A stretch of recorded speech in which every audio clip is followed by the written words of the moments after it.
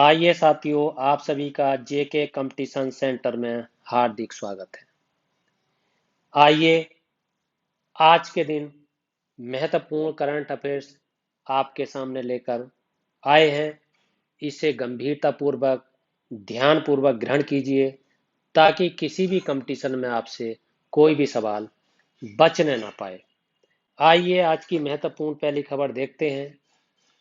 खबर है महत्वपूर्ण आपकी, डॉक्टर भीमराव अंबेडकर सांस्कृतिक केंद्र सॉरी राष्ट्रपति रामनाथ कोविंद 29 जून 2021 को लखनऊ में डॉक्टर भीमराव अंबेडकर सांस्कृतिक केंद्र की आधारशिला रखेंगे, यानी रखेंगे। केंद्र को राज्य के संस्कृति मंत्रालय द्वारा विकसित किया जा रहा है। इसमें 750 सीटों वाला सभागार, पुस्तकालय, पिक्चर गैलरी, संग्रहालय, मल्टीपर्पज हॉल, छात्रावास, कैफेटेरिया, मार्किंग और अन्य आधारभूत सुविधाएं होंगी। परियोजना की लागत 45.04 करोड़ रुपए है। बहुत ही महत्वपूर्ण ये आपका समाचार है। इससे संबंधित प्रश्न आ सकते हैं कि डॉक्टर भीमराव अंबेडकर जो सांस्कृतिक केंद्र है वो कहाँ पर आधारशिला उसकी रखी गई है और वो किस मंत्रालय के अधीन है।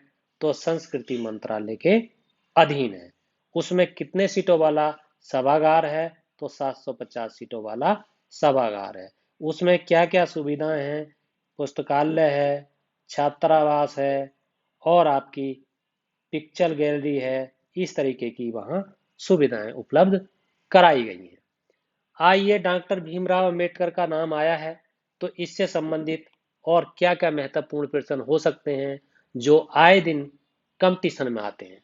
तो देखिए, आपका एक प्रश्न हो सकता है आपका, डॉक्टर भीमराव अंबेडकर का जन्म हर साल आता है। तो ये आपका 14 अप्रैल 1891 ये आपका जन्म है। और जन्म हुआ कहाँ?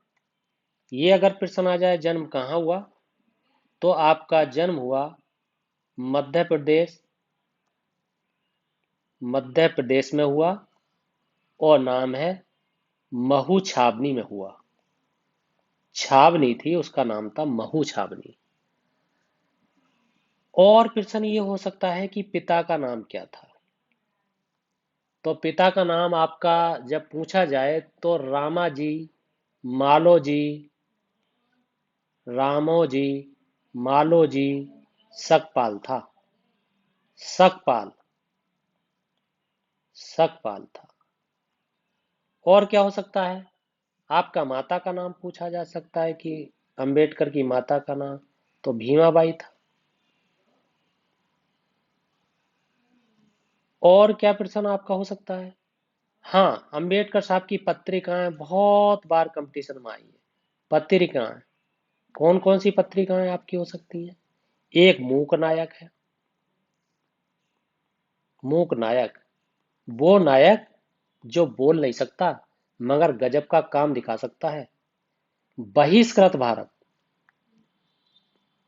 बहिष्कृत भारत ये पत्रिका भी बार बार कई कंपटीशन में आई है, हर बार कंपटीशन में आती है।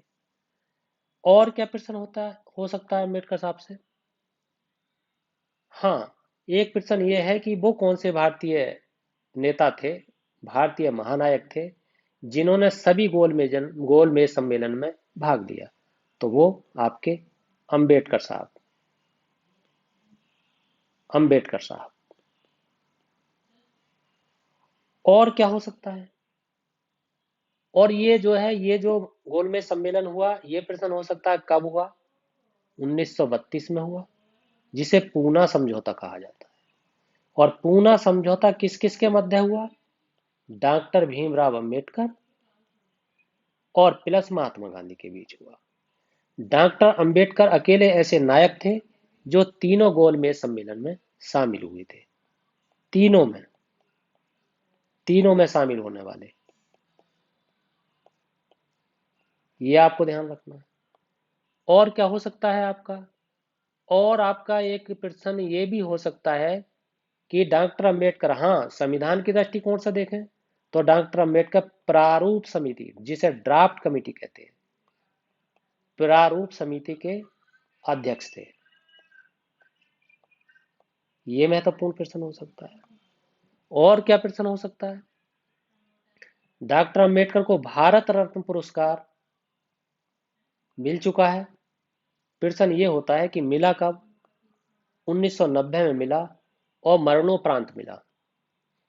तो ये भी बात हो सकती है कि मृत्यु कब हुई डॉक्टर अंबेडकर की?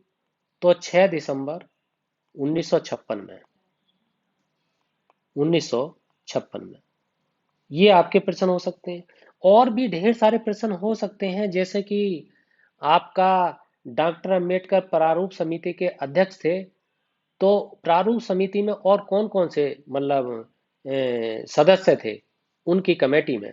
तो बी एल मित्र थे, के मुंशी थे, कृष्ण स्वामी अयंगर थे, और आपके सादुल्ला थे, खेतान थे, ये कृष्ण स्वामी अयंगर थे। ये आपके सदस्य पूछ लेता है, हर कंपटीशन में आता है।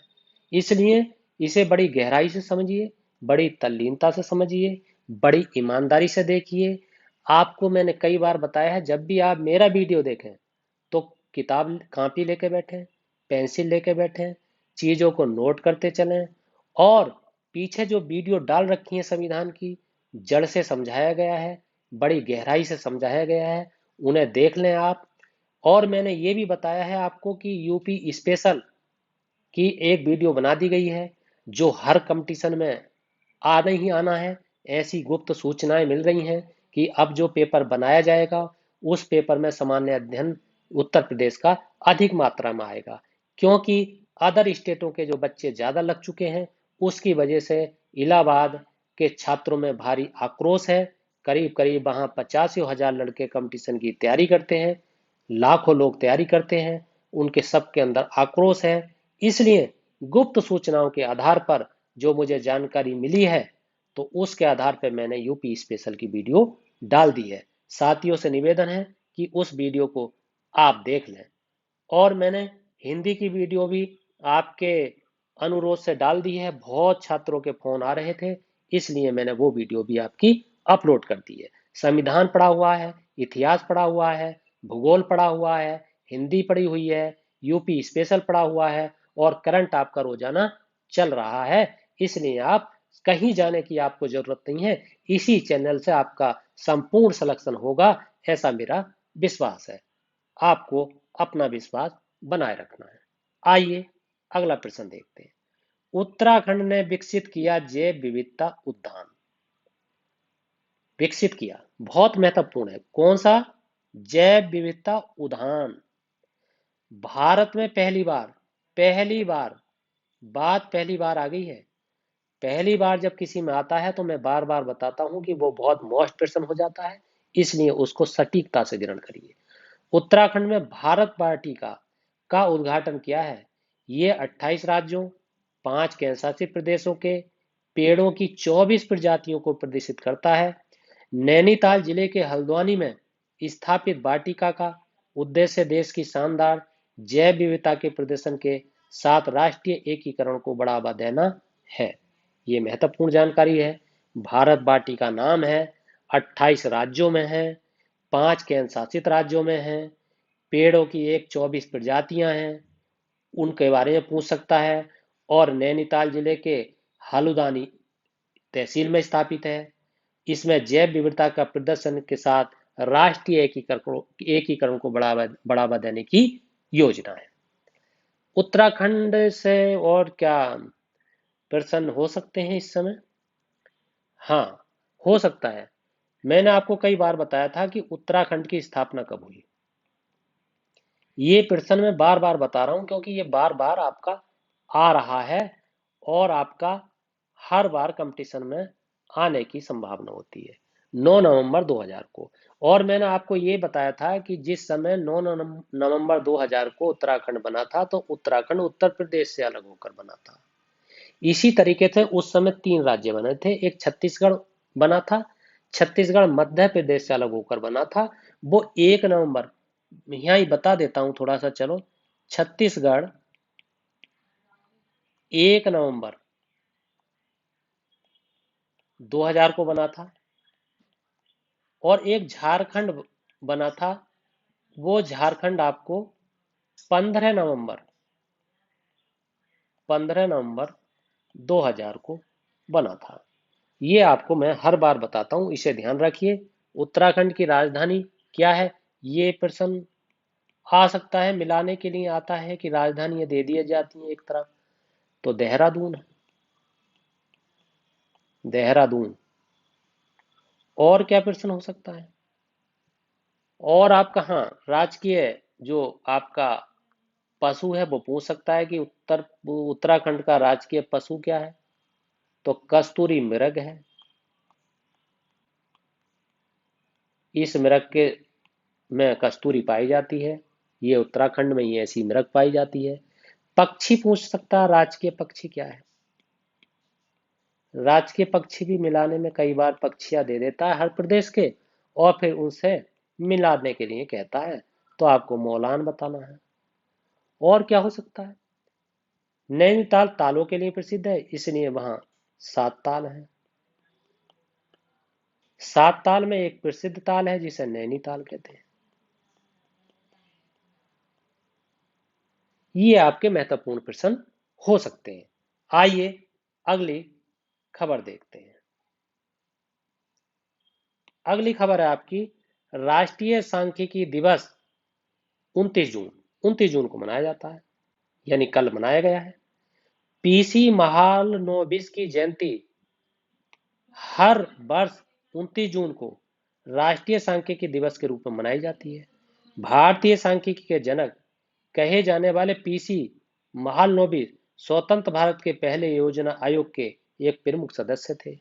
भूखमरी खत्म करना, खाद्य सुरक्षा और बेहतर पोषण प्राप्त करना और सतत कृषि को बढ़ावा देना 2021 की थीम है, विषय वस्तु है। ये आपको ध्यान रखना है। पीसी महालनोबिस कौन थे? एक सांख्यिकी थे।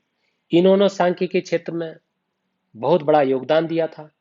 इन्होंने सटीक मूल्यांकन किया, सटीक अवलोकन किया, सांख्यिकी क्षेत्र में सटीक समीक्षा की, सटीक दृष्टिकोण भारत को दिया, और उनके सटीकता के कारण ही उन्हें उनका जो जन्मदिन है वो राष्ट्रीय सांख्यिकी दिवस के रूप में मनाया जाता है। अब जो है क्यों मनाया जाता है ये मैंने आपको बताया, सांख्यिकी विश्लेषण सही ढंग से किया इसलिए मनाया जाता है। और एक प्रश्न ये हो सकता है, ये प्रथम बार कब मनाया गया? प्रथम बार, इस तरीके के प्रश्न बहुत पूछे जाते हैं कि प्रथम बार कब मनाया गया, तो आपको याद रखना 2007 में, ये प्रश्न आपका हो सकता है। और क्या प्रश्न हो सकता है? हाँ, इन्हें जो है पद्म विभूषण पुरस्कार मिला था 1969 में। पद्म विभूषण, पद्म विभूषण। और क्या हो सकता है?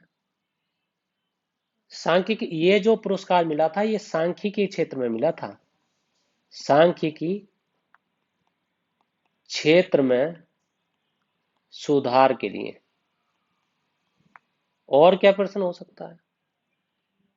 पीसी जो महालनोबिस थे उनका पूरा नाम क्या है? पीसी, ये महाल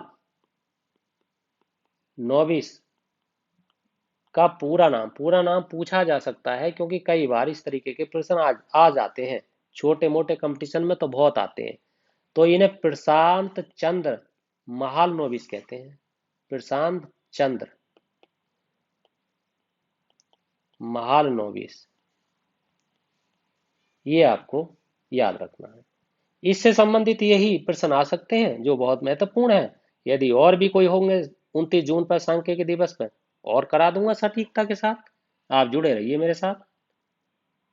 आइए देखते हैं। अर्जुन पुरस्कार के लिए नामांकित सिमरनजीत कौर, बहुत महत्वपूर्ण प्रश्न, बहुत ही महत्वपूर्ण प्रश्न। Boxing federation of India Simranjeet Kaur, Gaurav Solanki और सोनिया चहल को अर्जुन पुरस्कार के लिए नामांकित किया गया है। सिमरनजीत 60 किलोग्राम 2018 विश्व चैंपियनशिप की कांस्य विजेता हैं और उन 4 भारतीय महिला मुक्केबाजों में शामिल हैं जिन्होंने टोक्यो ओलंपिक के लिए क्वालिफाई किया है। ये अर्जुन पुरस्कार को प्राप्त करने वाली सिमरनजीत हैं। ये बहुत चर्चा में है, हर अखबार में इनका दिया है, द डाउन टू अर्थ में भी दिया है, द इंडियन एक्सप्रेस में भी दिया है, द इकोनॉमिस्ट टाइम में भी दिया है और डेली की पीआईबी में भी दे रखा है इनका। तो ये जो है, इससे और क्या प्रश्न हो सकते हैं? अर्जुन पुरस्कार महत्वपूर्ण है, इसलिए अर्जुन पुरस्कार से संबंधित कोई प्रश्न हो सकता है। तो अर्जुन पुरस्कार से संबंधित तो पहला ये हो सकता है, इसकी स्थापना कब हुई, यानी शुरुआत कब हुई, ऐसे कह सकते हैं। तो आपकी ये बहुत बार पूछा गया, 1961 में हुई। और क्या पूछा जाता है? पुरस्कार राशि पूछ सकता है कि जो ये दिया जाता है इसमें पुरस्कार राशि है कितनी। तो आपके 15 लाख रुपए दिए जाते हैं नगद। उसके बाद में और क्या हो सकता है? हाँ, ये हो सकता है, ये तो 2021 के लिए चयनित हुई है, 2020 आ सकता है। 2020 में किसे मिला, किसे? तो ये प्रश्न हो सकता है। उसका नाम है श्रेयसी सिंह। ये आप ध्यान रख सकते हैं। और क्या प्रश्न हो सकता है? 2021 में तो आ ही गया इनका। और क्या आपके प्रश्न हो सकते हैं? हाँ, पद्म विभूषण जो पुरस्कार होते हैं वो पद्म पुरस्कार, ये भी जानकारी आप कर ही लीजिए। पद्म पुरस्कार कितने प्रकार के होते हैं ये बहुत आता है। जो 26 जनवरी 2021 को दिए गए थे, तो एक तो होता है आपका पद्म विभूषण। ये पुरस्कार सामाजिक क्षेत्र में महत्वपूर्ण उपलब्धियां करने वालों को दिए जाते हैं। और एक होता है पद्म भूषण, पद्म भूषण। एक होता है आपके पद्मश्री, पद्मश्री। ये अब चलो ये बात बताएं, जो पद्म विभूषण पुरस्कार है वो आप ये समझ लिए शिंजो एबे को मिला है, शिंजो एबे को। और शिंजो एबे कहाँ के? जापान के हैं, और ये जापान के पूर्व प्रधानमंत्री हैं।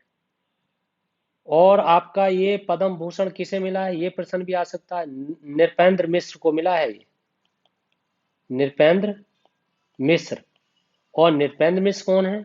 जो अपने पीएम हैं, जो प्रधानमंत्री हैं, उनके पूर्व जो है सचिव हैं, प्रधान सचिव रहे हैं ये, प्रधान सचिव काफी चर्चा में रहते थे उस समय। और जो पद्मश्री है, ये वाला पद्मश्री, ये पद्मश्री मिला है आपके जगदीश चौधरी को। ये ध्यान रखें, बहुत जानदार आदमी है ये। और समाज सेवा के लिए मिला है ना, समाज सेवा के लिए। ये इससे महत्वपूर्ण जानकारी हो सकती है। आज की ये आपकी महत्वपूर्ण करंट अफेयर्स है, इसे आप तल्लीनता से देखिए। जिन्होंने पुरानी वीडियो करंट अफेयर्स की नहीं देखी है, वो एक एक वीडियो को देख लें, क्योंकि सारे कंसेप्ट जड़ से बताए गए हैं। सारी समस्याओं का समाधान उसकी जड़ के अंदर घुस के निकाला गया है। इसलिए आप निसंकोच इस चैनल से जुड़ जाइए, और इसे जुड़ने के बाद में सारी करंट अफेयर्स की वीडियो देख लीजिए, सारी इतिहास की वीडियो देख लीजिए, सारी भूगोल की वीडियो देख लीजिए, सारी आप कन्नड़ हिंदी की वीडियो देख लीजिए, उत्तर प्रदेश स्पेशल की वीडियो देख लीजिए। आपका सारा सामान्य ज्ञान इतना स्ट्रांग हो जाएगा कि कोई भी आपका एग्जाम हो, हर हालत में आपको सफलता मिलेगी, ऐसा मेरा विश्वास है। आइए इस विश्वास के साथ ही आप मेरे इस चैनल से जुड़े, इसके लिए आपका बहुत बहुत धन्यवाद।